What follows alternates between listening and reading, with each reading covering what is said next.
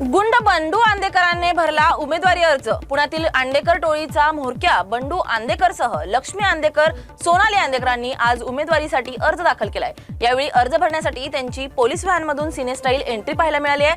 त्यावेळी पोलिसांनी हाताला बेड्या ठोकलेल्या आणि तोंडावर काळा स्कार्फ घालून त्याने मैदानात एंट्री केली। मी उमेदवार म्हणत बंडू आंदेकर म्हणत त्याने घोषणाबाजीही केली।